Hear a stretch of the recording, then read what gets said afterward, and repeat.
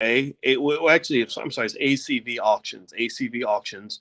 ACUA is the ticker symbol. Another one is Lending Tree, and their ticker symbol is Tree. So a ZI, 1-800 Flowers, FLWS, ACUA, ACV auctions, and Tree, Lending Tree.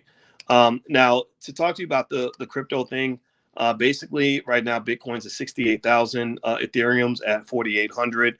Um, and what is happening also is that you're seeing a wider rally in crypto. So I'll read some of this and kind of break it down to you in terms of what's going on. CNBC says that Bitcoin's price rose above 68,000, eclipsing the previous record. It was up over 2% in the last 24 hours. Ether, the native currency of Ethereum's blockchain, notched a record high of 4840. The token traded at 1.3% higher in the last 24 hours. And so let's see what the experts are saying. The ProShares Bitcoin Strategy ETF, which is actually, it doesn't, that Bitcoin ETF does not lead you to actually own Bitcoin. The ProShares Bitcoin Strategy ETF actually allows you to own Bitcoin futures, which is not the same as actually owning Bitcoin. So I didn't buy it because I actually would rather just own the real Bitcoin. But even that went up because I think that what's happening is when you have higher demand for anything related to Bitcoin, that tends to benefit the price of Bitcoin. Also benefits the prices of stocks like Coinbase and stuff like that. In a note sent on Monday, Mikhail Morch, executive director at crypto hedge funds ARK36, said that a $70,000 price for Bitcoin now seems imminent. I agree. I agree 100%. I feel like right now with Bitcoin and Ethereum, you just have this really crazy momentum effect. And one of the things, if we know anything about human beings, we know human beings are crazy. Like human beings, like we just get on the trend. We'll start doing the milk crate challenge because everybody else is doing it. Even though we know that you can easily fall and crack your skull and break your neck, we do it anyway because we just think it's the cool thing to do. I didn't do it, but some people did. We tend to just believe in things, and we think that belief, that collective belief, is enough to actually propel an asset to a certain price. So I think right now with Bitcoin, you're really seeing something that is pretty powerful, and I think it's going to continue. I think it's going to spread to a lot of the other cryptos. So let me see here. Others have made bolder predictions of where Bitcoin is headed. JP Morgan, pay attention now. JP Morgan, they're not stupid. These are smart, very smart white people. I'm sure there are black people that work at JP Morgan, but it's not a black-owned company. They predicted that Bitcoin would reach 146,000 with a shorter-term price target of 73,000 for this year. I think 73,000 is reasonable. I'm going to go ahead and say that I think it might actually go past 73,000. I think it's going to go more toward 80. I would not be surprised if we hit 80,000 for Bitcoin by the end of the year. I don't know why. I just feel like there's going to be like some Christmas surprise or something that's going to kind of shoot through the roof. They said next week, Bitcoin rolls out its biggest upgrade in 4 years. The software is known as Taproot. It will mean greater transaction privacy and efficiency. And crucially, it will unlock the potential for smart contracts, a key feature of its blockchain technology. So smart contracts, you can Google them, but basically these are contracts that automatically execute without the need for an intermediary or a third party for verification of anything. You just program it into the system, and the contract executes just because certain benchmarks were hit. And so smart contracts is a big thing. It was sort of a big plug and a big bragging point for Ethereum. And it looks like they're going to have that on the Bitcoin blockchain, which is interesting. They said, meanwhile, Ether has been on an upswing since it implemented Altar, a network upgrade that went live in late October. Altar was largely seen as a non-event to most everyone except validators. That is, people on the Ethereum network who verify transactions. But the upgrade was a pivotal step in implementing Ethereum 2.0, which has been in the works for years. And it will fundamentally overhaul the entire network. Ethereum 2.0 would have the network switch from the energy-intensive proof-of-work mining systems where miners solve difficult math equations to create new coins to proof-of-stake, which just requires users to leverage their existing cache of Ether as a means to verify transactions and mint new tokens. Well, that's a big deal because what that does is that gets rid of one of the, what I think is one of the more ridiculous obstacles that Bitcoin and Ethereum have had, which is the impact on the environment of using up all this energy, solving pretty much worthless math problems. I mean, these hash equations that they solve, it's like having your child, it's like forcing your child to sit around and count the number of cracks in the ceiling and to memorize how many cracks are in the ceiling of 20 different houses, right? There's nothing beneficial from that exercise. It's very difficult to do, but your child does not benefit in any way from that particular exercise. So effectively, these hash equations were just designed to decide who gets credit for that transaction and who doesn't. It was a complete waste of time and a complete waste of energy. And that's one of the big failings of the whole crypto space. But it looks like they're fixing that. Once they fix that, it makes it easier for crypto to become a more valid method of exchange. I think that the growth of the metaverse, the constant talk through Zuckerberg and others about the metaverse, I think will push crypto further along. The same way the pandemic kind of pushed people to get online faster than they would have otherwise. Well, I believe that all this metaverse talk is going to push crypto because a lot of the transactions in the metaverse are going to be crypto transactions. In fact, you can argue that crypto is already kind of in the metaverse. And I think that's why you're going to see some of these cryptos take off as the metaverse explodes. So that's my 2 cents. I'm a big believer in Bitcoin and Ethereum. I think it's a great investment. Now, I'm going to answer a few more of your questions you submitted here in advance. And don't forget, if you want to send your questions to me in advance, just log in at theblackstockmarketprogram.com and I will answer your question first. Let's see. Charles says, I want to thank you for everything. Your wisdom, knowledge, education, and perspective has taken me up on many levels. All right, good, man. I'm very happy for you. Let's see here. I asked God to take me higher and place me in a new environment. 4:30 a.m. God showed me you in a dream. I took action. I am grateful. Wow, that is heavy. That is heavy. And that's not a corny statement at all. I respect that immensely because I never mention that to anybody. I don't mention it very often, but the All Black National Convention, I kid you not, that came to me in a dream. I believe in listening to your instincts. I believe in listening to your subconscious because your subconscious brain, my wife is an expert in the subconscious. This is why I kind of know a few things just from subconsciously listening to her. And one of the things about the subconscious is that's the smartest part of your brain. The part of your brain that does the most work is not the part that you're aware of. It's the part that you're not aware of. And so when you go to sleep, your subconscious pops up. That's why you have certain dreams and you think about things in a certain way. So I believe deeply in listening to your subconscious. And I swear, I kid you not, I swear on a stack of Bibles.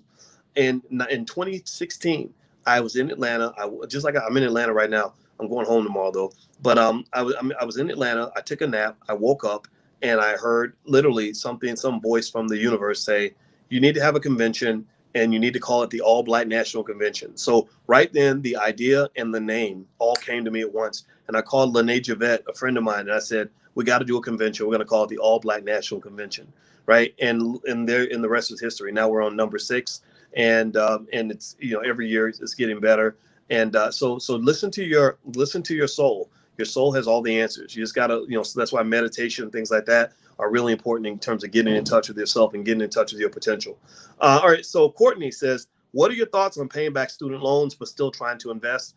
I don't think you should pay off your student loans before you start investing because that's student loans typically tend to be low interest debt. And you can run a business with debt on the books. Most businesses have debt. So having debt does not mean you have to sit out on life, right? Also, if you focus all your extra cash on paying off your student loans, then you put yourself in a dangerous situation when it comes to liquidity, because if something happens and goes wrong and you need access to cash, well, you can't call the student loan people back and say, hey, that $5,000 I paid y'all the last 6 months, can I have some of that money back? No, so you always want to keep a little bit of cash for yourself in case something goes wrong. I make a great salary, but I have a huge amount of loans. I don't think my loans will be paid back for at least 10 years, but I want to invest in that time. What's the best approach? I think, Courtney, not only are you allowed to invest while you still have the debt, because the interest rate typically isn't that high on student loans, but in fact, I think that's a great way to kill the debt faster. So if you take the time, like right now, you're in the Black Stock Market program, so you're learning how to invest in the stock market. Also, don't forget in the Black Business School, we have blackmoney103.com, which is entrepreneurship. You can learn how to start a Black-owned business. You can do all kinds of stuff. We have people buying hotels. We have people that we have literally millionaires and billionaires that are teaching in the Black Business School. We have so many affiliate faculty. It's ridiculous. And so there's a lot of ways out here to make money. So in fact, the number one way, if you are a person who is saddled under a ton of student loan debt, listen to me now. The best way to pay off the debt is not to sit there and twiddle away at a low income and wait 30 years or 20 years to pay all that debt off. That your life will be over. You'll be old by the time you're done. The best way to knock out debt is to focus all your energy on learning all the safe ways you can increase your income. Now, you got to be careful because a lot of people have you chasing waterfalls. There's a lot of people out here that give you false hope. A lot of people have you signing up for multi-level marketing and all this other stuff. I'm not saying all that's bad. I'm not saying every MLM is bad, but the problem with MLMs is that 90-something% of the people that participate in most MLMs don't make any money. The small percentage at the top make money, but everybody else doesn't. So ultimately, there are a million ways to make more money. So think about it. If you're making, say, let's say $4,000 a month, and you find a way to increase your income by 50%, make $2,000 a month. That's it. That can change everything. Suddenly you're cranking $2,000 a month into your student loans, and the loans are disappearing a lot faster. Suddenly everything that used to be hard becomes easy. I've seen that. I see it all the time. There's a person I work with now named Keisha Ravenel. Keisha's one of our students in the Black Business School, and she did one-on-one consultation with me when she first got her teacher business started. And we talked about ways that she could take her idea and expand that idea into other ways of generating revenue. Now Keisha has clients out the butt. Keisha is making a crap ton of money, and Keisha is now in a whole different tax bracket, right? So ultimately, what I would just say to you is that I would encourage you to finish college. See, a lot of college students need to finish school. And the reason I say you need to finish school is because, sure, you learned a few things in those books that they gave you, but what they did not teach you was how to make money as a Black person, right? So you just go finish school. So go sign up for a club, a group, a class, whatever, and get around people that know how to make money, and then tell them where you are. Tell them what your problem is. Talk to the group about it. And when people pull their collective ideas together, their possibilities expand. And this is, and actually just a shameless plug about the convention. Anybody who is at the All Black National Convention, please say something in the chat if you were actually there. You will find that it is extraordinary when you are around other people who are upward thinking and upwardly mobile psychologically. They can take your basic idea that you've been working on by yourself and make it into something beautiful where you come home with a ton of possibilities you never had before. There was a young guy who came up there, and he was a hip hop artist, but he also would do work with artists. So he decided to actually start painting, and he started painting while he was at the convention, because he's a pretty good painter, and people were buying his paintings for $1,000 a piece. And he's like, I didn't even know this whole revenue stream was available to me. Now that's what I'm going to focus on, because apparently I was putting my energy into the stuff that wasn't making me money. Now I'm going to put my money my energy into the things that are going to make me money. So a lot of you are probably sitting on a gold mine. You're probably sitting on all these different ways to make money that you don't even know about, because the only person you're asking about it is yourself. Like, you're only consulting with yourself, and you only know what you know.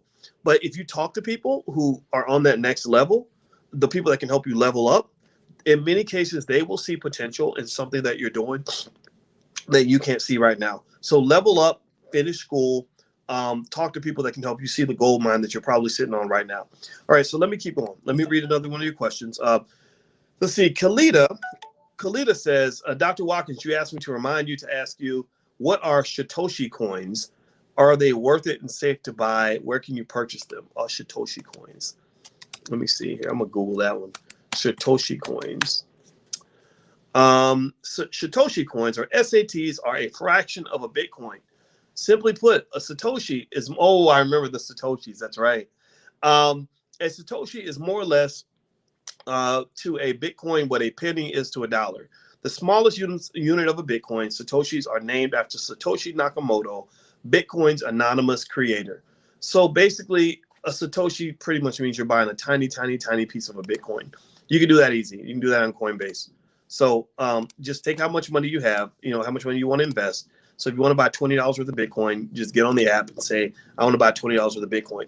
Now, is that more or less than a Satoshi? I have no idea, but I do know that that can work as well, right? So that's pretty much where this question is headed. That's what a Satoshi represents, tiny, tiny Bitcoins.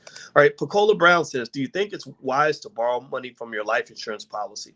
It can be wise if you really need the money, but it's obviously something that should be considered as a last resort.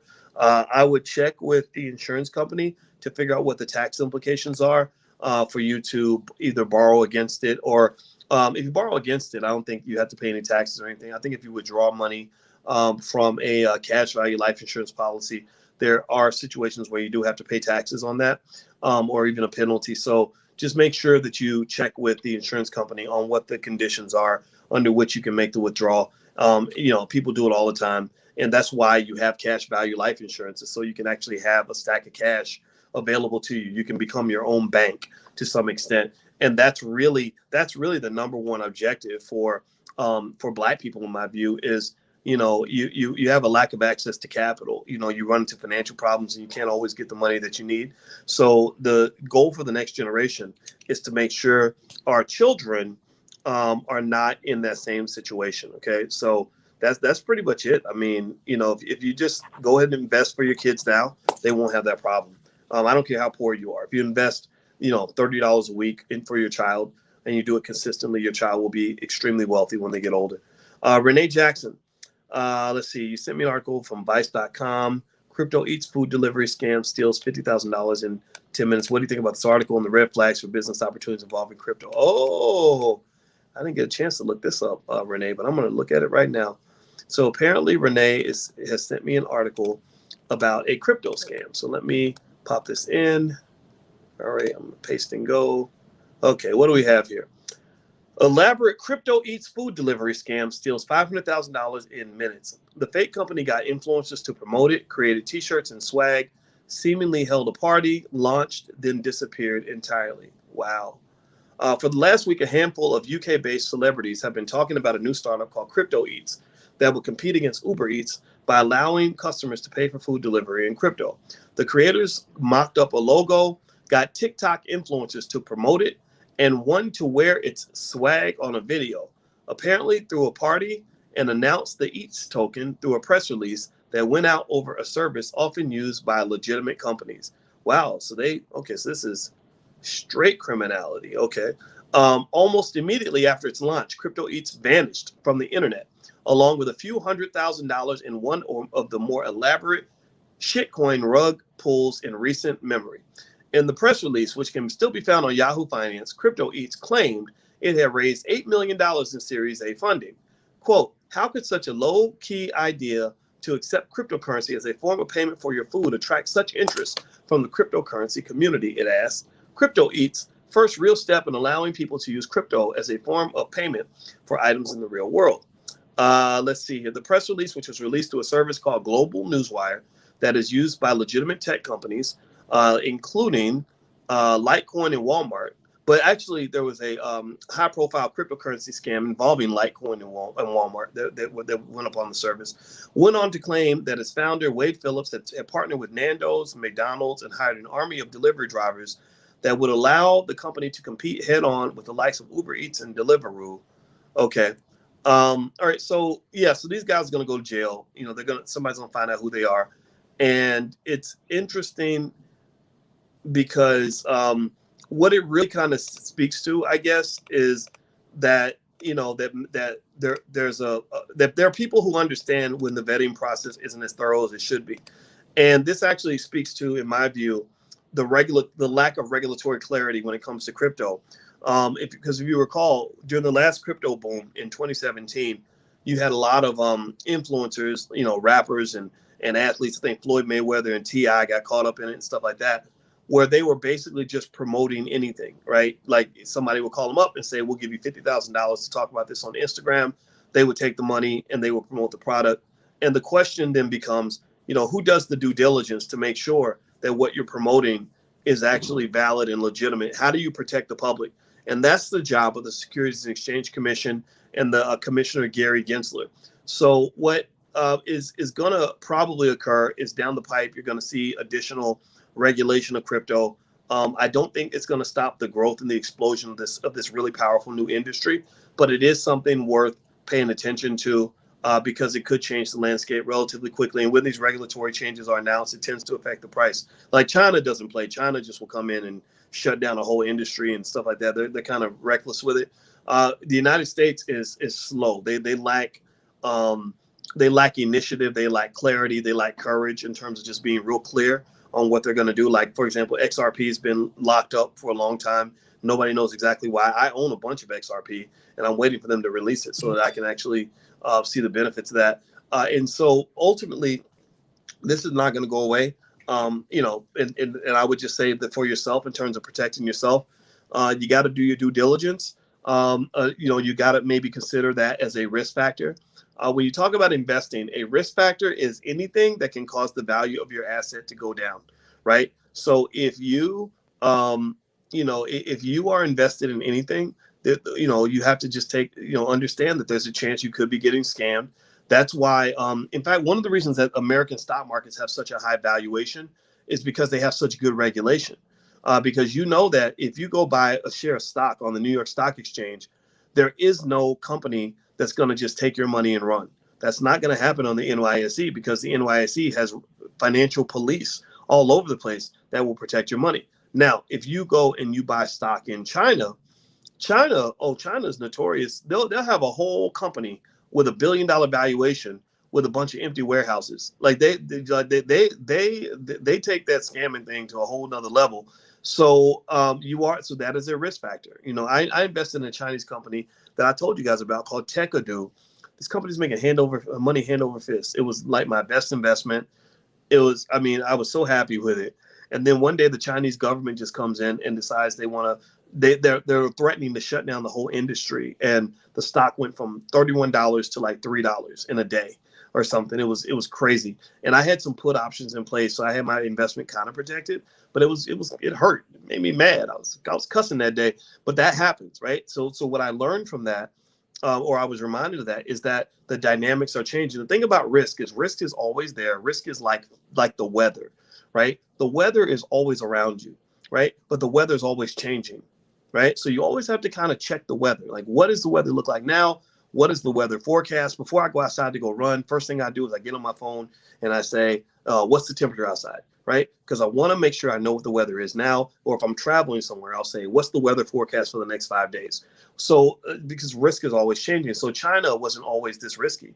5 years ago, the Chinese government didn't do stuff like that. But now they do stuff like that all the time, which changes the valuation of Chinese assets. A lot of Chinese stocks can't sell in the United States because they're investors like me who stay away from Chinese stocks. Or if you buy a Chinese stock, the price has to really, really be low for you to say, okay, I'm willing to take on that risk. Like I think Alibaba is a great company. They make money like crazy.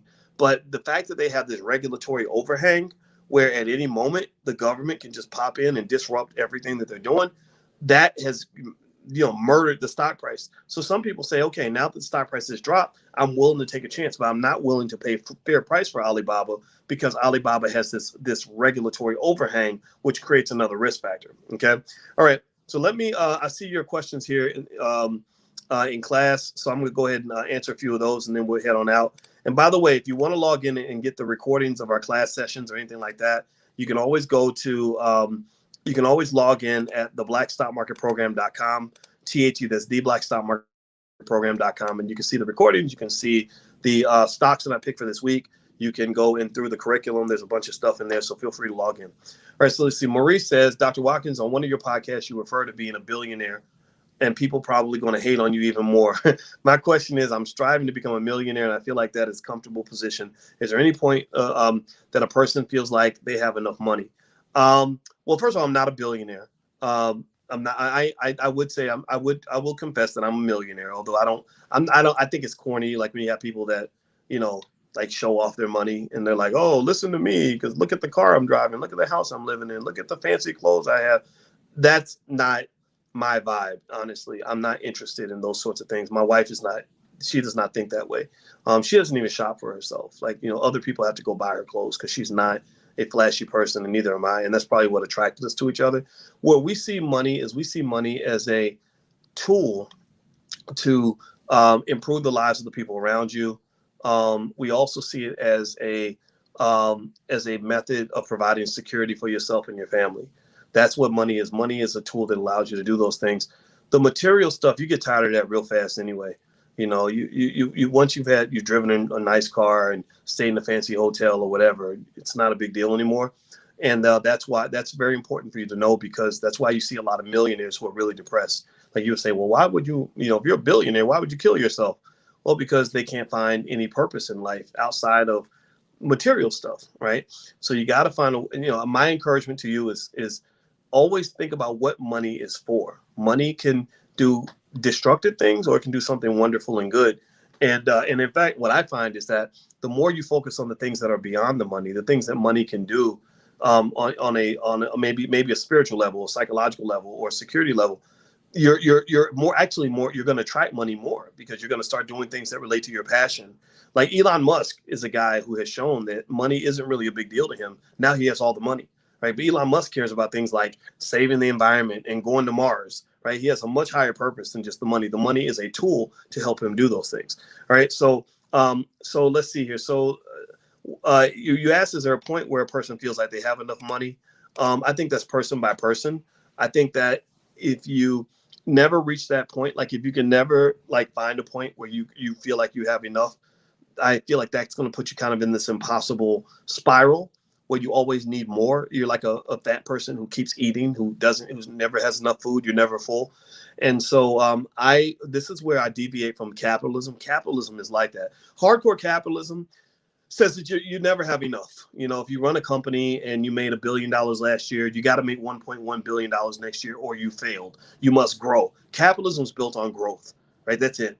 Growth is the number one factor in stock prices. That's why Netflix can say, "Hey, we got 10 million new subscribers this quarter," and the stock price can go down. And you're like, how would the stock price go down if they got 10 million new subscribers? Well, because they expected them to grow by 20 million. You only grew by 10. Well, then you have failed, right? So I don't think that's a healthy mindset. I think that that's also the mindset that led to terrible things like colonialism and slavery, where white people were so focused on growing that they literally went and devoured the whole world, and they'll go declare war on some poor little third world country just so they can get oil and more resources. And it's terrible. It's not healthy in my view. It's not just a white or black thing. It's just good and evil, I guess. I don't know. But anyway, I encourage you to know the meaning of the word enough. I also encourage you, if you are fortunate enough to become a person of means, create a double, triple bottom line. We know money matters to you, right? Money matters to you a lot, and I think that that's fine. But money can't be the only thing that matters to you, right? So what else matters to you besides the money? What else are you doing besides making money? And the reason you have to have that backup, that diversification in your outlook is because sometimes the money ain't gonna be there. When I run my business, there were times where we didn't make any money. There were times where I paid my whole team years ago. It hasn't happened for a while, thank God. But there was a time where I paid my whole team and I had nothing.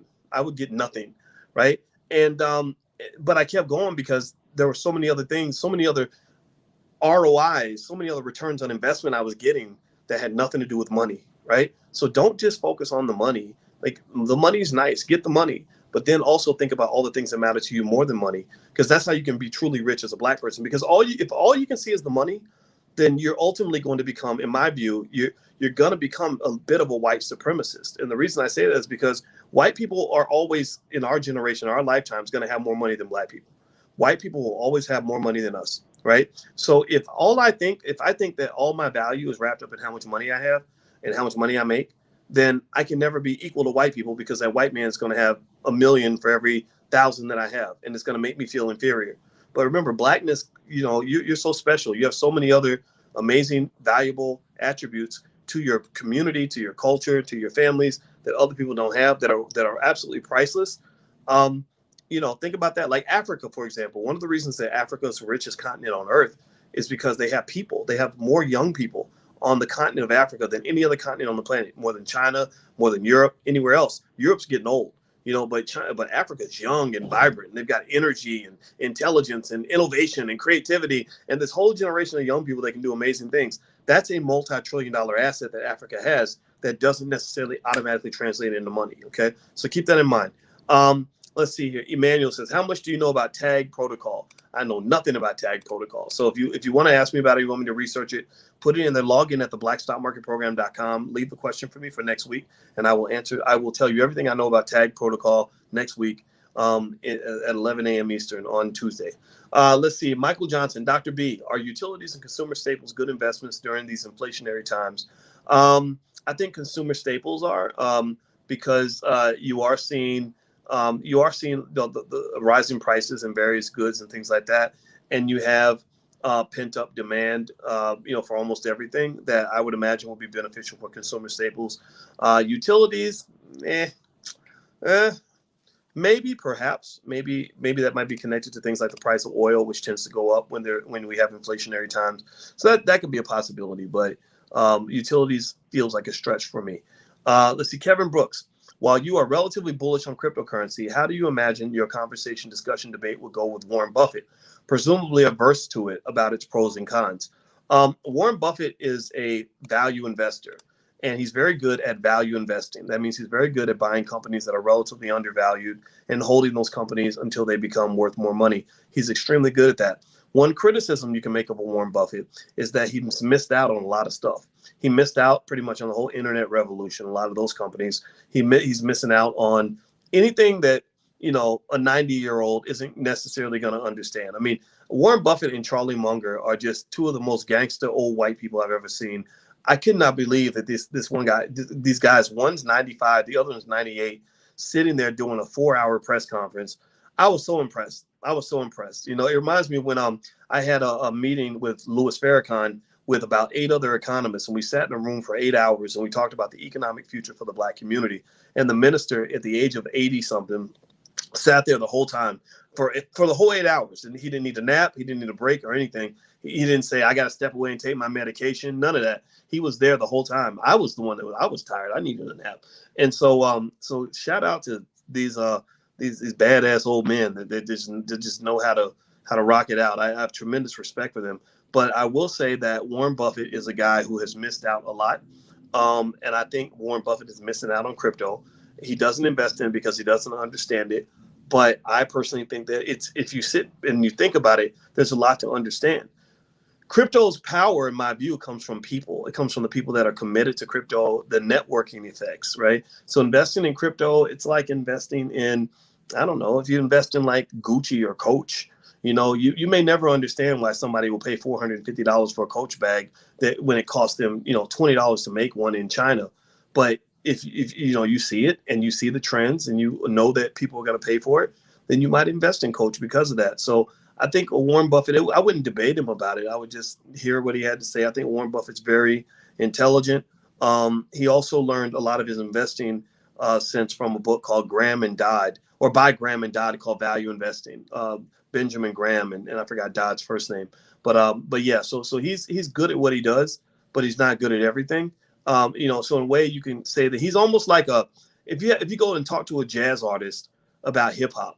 Right? You talk to the best jazz artists in the world and you say, well, what do you think about hip hop? Well, they might be like, hip hop is crap. That's not real music, right? Well, that's because they know jazz and they love jazz and they think jazz is the only kind of music. So Warren Buffett is a jazz singer. He's not a rapper, right? Financially speaking. Shelly Faulkner, what do you think about investing in NFT art? God, I am so uninterested in investing in any NFT art because that stuff is overpriced. I think that it's being used for money laundering because I still have yet to fully understand why people would pay $250,000 for an ugly little piece of art. I know I got friends in NFTs. JRT is actually a rapper he's a rapper / artist. He's Mr. Everything. He's a very eclectic kind of guy. He's a young guy. He's Art from the Heart. He runs Art from the Heart in Philadelphia. He's going to be, I think he's going to be like a Kanye West kind of person because he's very super creative. He actually started the first NFT art gallery in Philadelphia, and I spoke at the art gallery, and I get it. I understand it from a technical standpoint, but I do not understand it completely. I have not internalized an understanding of why somebody would go pay all that money for that ugly art. It doesn't make sense to me. And until it makes some sense to me, I'm not going to buy any NFTs.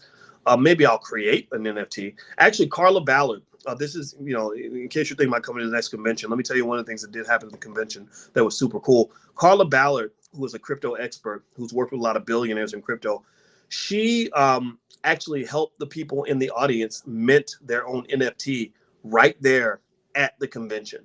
I did not know you could do that. So, you know, maybe selling, you know, when I see something that appears to be overpriced, I'm always interested in the market, but I'm not interested in the market as a buyer. I'm interested in the market as a seller. So yeah, you will see some voice NFTs. Maybe I'll go and take some of my videos and turn them into NFTs. Take my funny looking picture, you know, make it into an NFT, a picture of me and my wife, and you know, and NFT that. Maybe one day they'll be worth some money, but I don't understand why this ugly art is worth so much money. It makes no sense to me. Marie says, Dr. Boyce, I'm 53 and giving myself a 20-year retirement goal due to a recent divorce. Well, I'm very sorry to hear about the divorce, Marie. I wish you the very best. What are your thoughts on a no bond portfolio with total stock market, real estate, and small cap growth fund? I think that's okay. I don't think it's a crime to not have bonds in your portfolio. I'm struggling with what is a good mix. I do know that I'm not too afraid to risk, and I want to have a goal of $1 million at 20 years. Is it even possible? Yeah, it's possible. Marie, if you sit with your financial advisor, they can give you these growth trajectories based on the risk level of your investments. And if you're doing, standard contributions to something that's linked to the S&P 500, you're going to have some ups and downs. But 20 years is a long enough time horizon that you can take on some risk and it's going to be okay. Like a lot of people think that when you get older, like you're over 50, over 55, over 60, you shouldn't take on any risk. I don't agree with that. The reason they tell you that is because of time, because they basically they feel like because you're older, you can't wait out the storm. It might start raining and you might have to retire while it's still raining. But what the thing is that the reason I don't think that that's valid is because the average bear market that occurs lasts about 14 months. So if you're a senior citizen, even, and you expect to live more than 14 months, then you could probably wait out most economic storms. Maybe there are some, like I think the Great Depression was a little longer, but for the most part, if you have a 5-year horizon or longer, I think you could take on some risk. Not too much though, not crazy risk, but standard levels of risk. I think that's okay, and I think it is possible. I would encourage you to, be very consistent with how much of your income you invest, because to be quite frank, 53. I hope you're not starting from zero. If you're starting from zero, that's tough, right? Retirement, and everybody in here listening, please, retirement has to start when you're in your 20s. Don't, I'm not saying Marie's doing this. I'm not saying that at all, Marie. I don't know the exact of your situation, but I will say, I see that a lot, where I'll have someone say, I'm 50 years old and I got, 15 years to do 30 years of work. That's hard to do. It reminds me of when I was a teacher, and I'm not making fun of it. We all do it. We all, sometimes procrastinate a little bit. But I remember when I'd have students that would have a test in 2 days, and I'd say, but we were studying for the last month. Like, I don't know if I can help you do a month's worth of work in 2 days. So if you're younger, than say 50, younger than 40, younger than 30, started preparing for retirement now. And it doesn't mean that you're just saving money for when you get old. Retirement is financial security. You can borrow against that. You can borrow against, so that gives you financial security. So a person who has a really strong 401k or a really strong, amount of money in their IRA, that person always has an asset they can lean on in case they run into hard times. They can borrow against it or even withdraw from it if you want to pay the penalty, right? So don't think that retirement is just for old people. It's really for young people too. All right, Ada Muhammad, assalamu alaikum, brother boys. Alaikum assalam. B1, I'm sorry if I missed it, but where would you suggest we purchase our cryptocurrency from? I use Coinbase and Bittrex. Those are not the top 3 or 4 out there. I want to say things like Kraken are ranked higher, and I believe Kraken was ranked higher. And there's a couple. Is it crypto.com? Is that right? Yeah, I think there's a crypto.com. There's places you can buy crypto that might be seen better. But I like Coinbase, I like Bittrex, and I buy my crypto from 2 different places. I also sometimes I buy crypto on Robinhood, even though you technically don't own your keys. So a lot of my crypto enthusiast friends would probably get on me and say, well, if you Cash App, thank you, Tasha. You can buy it on Cash App too. I like convenience, right? And sometimes I'm willing to take a risk in order to have more convenience. Doesn't mean I'm right though. So if something ever happens, Coinbase gets super hacked and I lose everything, then you can say I told you so. But I'm okay with that. I'm okay with taking that risk. It's just like, people get on me for not getting the jab, right? Because I didn't want to get it, and I don't feel like I have to tell you if I got it. But I know that there's a risk. I know that I could get sick. Bad things can happen, right? It's just the choice I'm making, right? I'm okay with that, right? I could be on my deathbed and have the same conversation. I took a chance, didn't work out. Guess I'm gonna check out early. It's okay, right? Make the choice that's best for you. All right, so let's see here. You mentioned ACUA and TREE as stocks. Can you share your reasoning for those? Basically, what I've been looking for are stocks that appear to be undervalued based on the analyses that I've done and the analysis that the analysts do. So I check with a lot of different sources that I subscribe to in order to determine where the good values are in the market. So that's pretty much it. I don't buy stock because I'm particularly attracted to a certain industry all the time. Like Disney. Disney's a great company, but I don't think Disney's been a great stock this year. They know how to make money, but the question is not whether they know how to make money. The question is, is the stock price lower than what it should be? And are they able to make more money than people expect them to make? So it's like if LeBron James is going into a basketball game and he's expected to score 25 points and he scores 24, well, that's considered a failure. That's not as good as a player who's expected to score 10 points who scores 18, right? So that's kind of how stocks are looked at as well. Daryl says, I was just trying to buy Polkadot, but Coinbase and Stash do not have it. Where do you have your Polkadot? Why did I think Polkadot was on Coinbase? Check Coinbase again. I could have swore I saw Polkadot, or maybe not. Maybe Polkadot wasn't. Engine Coin is on there. Engine Coin is one. I think you could buy Polkadot maybe on Bittrex. Bittrex might be a place you could buy it. Ramondo, what are the best apps to buy crypto? Okay, we already talked about that. All right, so yeah, we already talked about crypto apps, so I'll jump through. I got 2 more questions, and then we'll be done. And again, if you ever miss class, just log in. I literally have recordings for several years worth of Q&As just like this right there. If you log in at the blackstockmarketprogram.com, it's right there. And also you can get access to not just the stock picks for this week, but I heard you, if you're looking for more stuff to buy, the stocks I picked 3 months ago are still good purchases. They're still good. Everything I buy is built to be a good long-term investment, right? So I'm not buying stuff that I think is only going to go up for a week. These are solid companies that look like they have a solid long-term future. Okay, so you literally have dozens of stocks that I handpicked that I'm personally adding to my portfolio that you could take a look at. And then also in the blackstockmarketprogram.com, there's also a basic curriculum. So if you're not familiar with the basic terminology of stock market investing or any of this confuses you, just go through the basic videos that are there. You'll learn so much. You'll learn a ton of stuff. There's a ton of interesting curriculum in there, so feel free to log in. And then, of course, every Tuesday we do the Q&A session. So that's important. If you want to ask me a question, if you go to the top, hit that link, put your question in there. I will research it myself, and I will answer your question specifically in the next class. Let's see. Is that Yiv Greaves, YV? Or is that Yvette Greaves, maybe? Or anyway, Greaves. All right, Mr. or Miss Greaves. Do you think it's wise to do a trading course? You keep seeing one pop up on YouTube called Lifestyle Trader. It's 3,000 pounds with $1,000 in play money plus $69 a month. I would say if the reviews are good, maybe look into it. I don't think you have to spend that much to get a class. I mean, we have a lot of stuff in the Black Business School that doesn't charge you nearly that much. But at the same time, $3,000 is cheap compared to what you paid in college. A lot of you paid $100,000 to go to college. I'm not a big believer that it's easy to make a lot of money as a trader. If I'm looking for a financial, here you go. Here's the best thing I can leave you with today. Pay attention. Are you listening? I'm gonna give you something that just came to me. It's a message from God that I'm going to share with you right now. A lot of you may be in a position where you're kind of looking for the next level. All of us are. Everybody wants that next level. And everybody's looking for that financial come up, right? And then some of us are in different stages of that process. If I'm a young person, like 30 or something, and I don't have the money I want to make, and I want to have a come up that's going to change my life, it's like literally, the things that are expensive, I want them to become cheap. The things that were hard, I want them to become easy to do. I want to see my income maybe double, triple, or just be able to do some things that I can't afford to do right now. And I'm thinking, like, what's my next step, right? And what next step can I make that's going to be cost efficient so that I don't end up having my heart broken because I spent $3,000, $4,000 on somebody's class and then they don't deliver and it becomes yet another week on the treadmill where I feel like a hamster on a cage where I've been running my butt off, but I'm not going anywhere.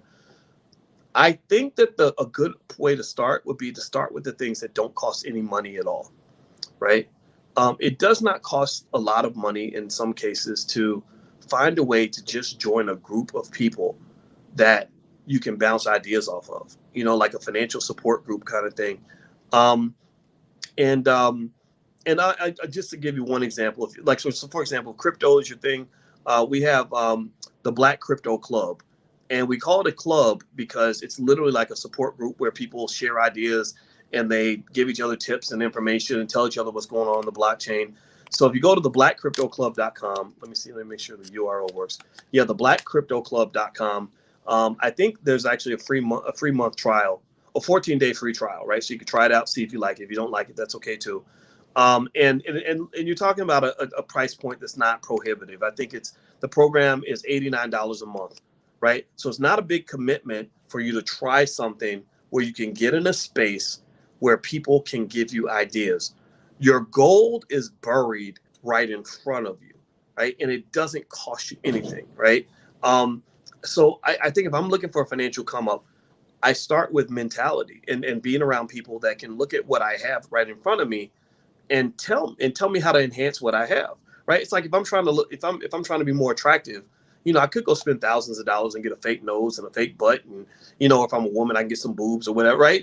Like whatever. But maybe there's something there. Like maybe if I get the right makeup artist, let's say I'm using a woman analogy, right? I get the right makeup artist who can bring out the color of my eyes, or somebody who can teach me how to dress a little better, or somebody could teach me how to have a little more of a confident swag. I can take what I have and get a lot out of what I have, as opposed to, going out into the world and paying money for stuff, right? So if I'm looking for a financial come up, I get into a space where my mindset is going to shift, where I can find all the low hanging fruit that's all around me that I can't see because my vision is limited.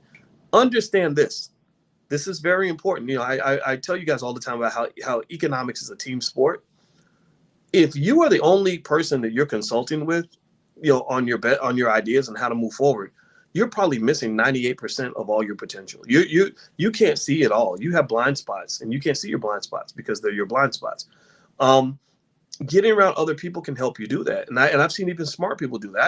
I know lawyers who don't even understand the enormous power that comes with being a lawyer, like the amount of skill that you have and the high value skill that you have, because they're always around lawyers. So it's not a big deal to be a lawyer because everybody's a lawyer. They think everybody has a law degree.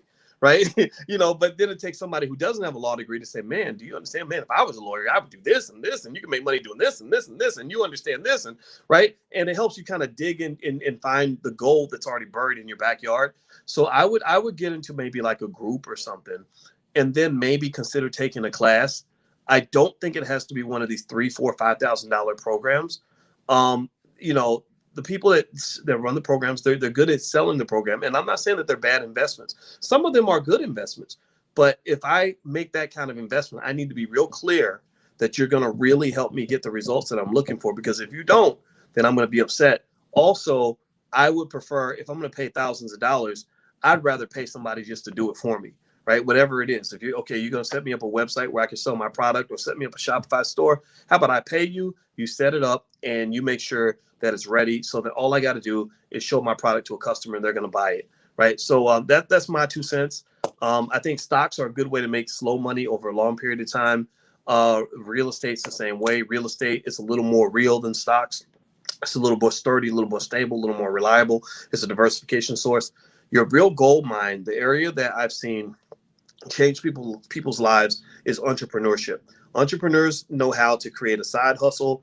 And it doesn't mean you have to go out and make $1 million. I've seen people go from, $5,000 a month in income to $200,000 a month, or make their first $1 million in a year and all that. Those stories are out there. But really, I've also seen even more stories of people who went from $5,000 a month in income to $10,000 a month in income. And it didn't take that much more work. It just took them to have a little more financial consciousness. Let me give you a concrete example of a student in the Black Business School. There's a student, her name's Susan, and she happens to be a friend of Alicia's. That's why I happen to know her. And Susan took our entrepreneurship class, Black Money 103. That's our entrepreneurship program. And after she got done, Susan, basically we tapped into her thinking to get her to realize, like, if you have a skill, you can sometimes maybe can sell that. So she realized that she makes this sea moss that everybody loves. Everybody wants sea moss. She knows how to make it. So she started making sea moss, and she enjoys making it, right? So she started making it, and she got on her Facebook page and just started saying, hey, I've got sea moss for sale. Would anybody like to buy sea moss? So let's say she's selling her sea moss jars for $20 a piece, and she sells let's say 10. It's not hard to sell 10. Well, that's an extra $200 a month. That's $200 a week, which is $800 a month. $800 a month, that's enough to pay your car note and your utilities, right? So suddenly she's noticing this income jump right? Which is a ton better than like a raise her boss could have gave her. Her boss might give her a 2% raise or whatever. So then she says, okay, well, let me scale this up. So she starts making even more CMOS and selling even more. So next thing you know, she's making $1,000 a week. She's making $2,000 a week. And then suddenly she's making the same amount of money as a surgeon, right? Literally doing something that she was already doing, but she didn't know enough to really double down and actually see that as a business opportunity. So the real come ups I have seen in terms of people that can substantially increase their income, substantially increase their freedom in terms of free time and their quality of life tend to come from creating that little side hustle that adds that extra $1,000 a week or $500 a week to your income that suddenly allows you to afford the things you couldn't afford before.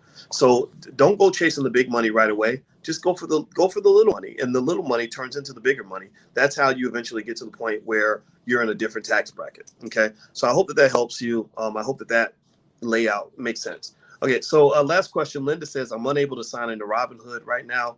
I'm going to check into that. I did not know Robinhood was having problems, so I'm going to look into that myself. So anyway, guys, it was great talking to you, and I will see you next week for class. So if you want a recording of this or a recording of any of the other classes, just log in at theblackstockmarketprogram.com. Also, if you, let's see, somebody said, when are you going to start? When am I going to start building what? Oh, did you ask? When are you going to start building the Boyce Watkins First Black Hospital Medical Centers? Oh, I'm not building a hospital.